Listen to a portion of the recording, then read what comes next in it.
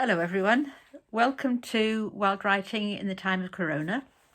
It's the 7th day of our sequence of poetry workshops, and so day 294 is a day where we're going to do something very different.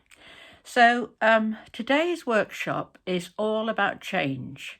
I've called it a singular metamorphosis, and that's after a poem, I think it was published in 1977 by an American called Howard Nemeroff, and he wrote a poem called A Singular Metamorphosis.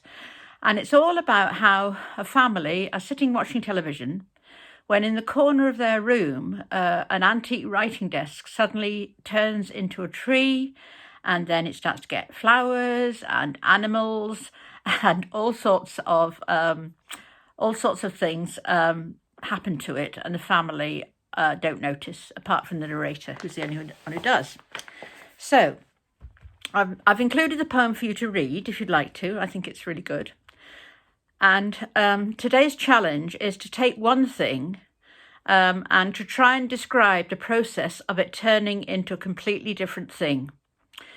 Now, this is obviously going to require you to partly tell a story, but also partly describe the process. And you can interpret the change of state as precisely or as loosely as you wish to do. I think I had in my mind as well the short story by Franz Kafka, where the narrator wakes up one day to find that he's been transformed into a beetle. But anyway, have fun with it. You might need to take some time on this one. I know normally with wild writing, I suggest that you go quite quickly, but this one you might need to take some time on. And because the focus is all on your particular object or objects.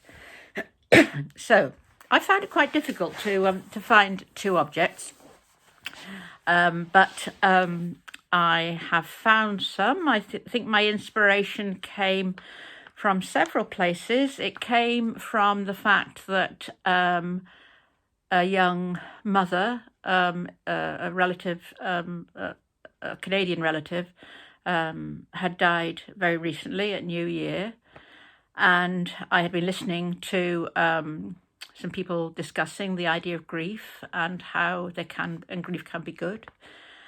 And also because the last few nights here it's been particularly cold and there have been a lot of stars out. Anyway, so that was where I started from to write this poem. And the poem is called My Mother Becomes a Star. I remember the day my mother became a star. She'd walked that line between life and death before, shone her goodness, had last rites given when she was just a girl of 3. Maybe her brother's light drew her close to the edge, for he shone in her galaxy, almost, showed her the way. Those stages of her own transformation were magical, like a firework exploding into darkness. She was there, pained, and then she was not. Far beyond her gangly body, her spirit boldly flew when she became a star. She's up there now, dancing in the moonlight. Her arms, legs, her head, like jeweled limbs, a celestial starfish, she twinkles as she burns silently across the miles. An imperfection of our eyes makes us think we see the shape of stars. But I know up there, somewhere as yet I cannot go, is my mother, Margaret, giving the universe heat and light, watching over me below.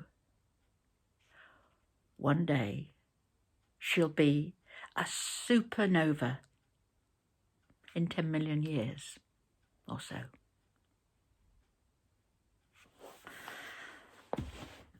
I started off very sceptically about that poem, and I think my scepticism came from the fact that I was struggling to describe the process of going from dying to becoming a memory.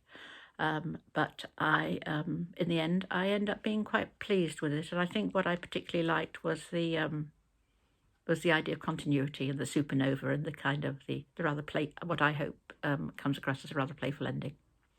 So that's our different day challenge, a metamorphosis poem. So over to you now. So I hope you enjoy writing it. Please feel free to share or to email me your poems for some feedback. And until the next time, I'll say goodbye, and you take care of yourselves. Bye-bye.